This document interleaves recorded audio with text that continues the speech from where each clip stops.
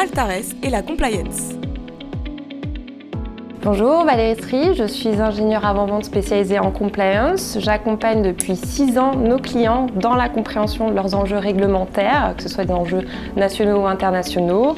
Mon rôle, c'est vraiment d'aider les entreprises à optimiser et digitaliser leur processus de compliance et je les oriente également vers une meilleure organisation interne et la meilleure solution. Quels sont les grands enjeux des Chief Compliance Officers?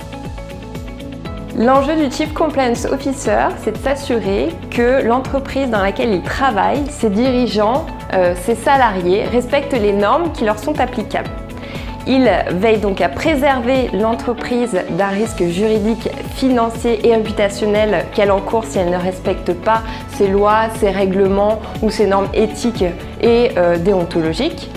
Effectivement, lorsqu'une entreprise est mise en cause, les conséquences sont à la fois financières, commerciales et humaines. La société va forcément pâtir de la réputation qui lui est faite. C'est presque son plus grand risque, puisqu'une image qui est ternie va rendre difficile l'accès au financement et avoir un impact négatif sur son chiffre d'affaires.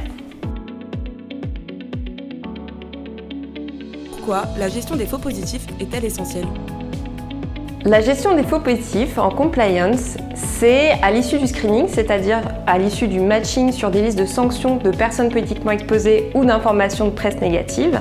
C'est la remontée d'homonymes, personnes physiques ou personnes morales qu'il va falloir écarter pour ne conserver que l'information qui est pertinente concernant le tiers que vous souhaitez évaluer.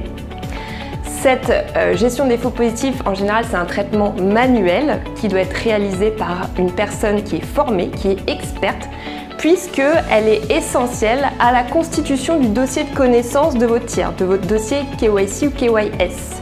Donc c'est une étape qui n'est pas à négliger. Elle va impacter le niveau de risque de votre tiers avec lequel vous allez entrer en relation. Il existe aujourd'hui des solutions qui permettent d'automatiser cette gestion des faux positifs pour gagner du temps et passer plus de temps sur les dossiers qui sont importants pour vous. Quels sont les indicateurs de compliance nécessaires à une bonne due diligence? La réglementation impose aux entreprises d'évaluer leurs tiers et les autorités de tutelle, dans leur ligne directrice, expliquent comment le faire, comment y parvenir. Parmi ces éléments et ces indicateurs à aller collecter pour une bonne due diligence, une bonne évaluation des tiers, il y a d'abord les informations identitaires liées à l'entreprise, sa raison sociale, son chiffre d'affaires, son adresse, son effectif et d'autres informations de base liées à l'entreprise. La collecte des dirigeants, des actionnaires, des bénéficiaires effectifs ou même des filiales. Également, il faut identifier si ces personnes sont des personnes politiquement exposées ou ont fait l'objet d'allégations d'informations de presse négatives ou de sanctions. Il faut également s'assurer que l'entreprise a mis en place un dispositif de conformité au sein de son organisation. Également, vérifier lorsque vous posez une question, vous demandez des documents au tiers évalué qu'ils coopèrent, qu'ils ne tardent pas à remettre ces documents. La nature et l'objet de la relation aussi dans le cadre de cette entrée en relation.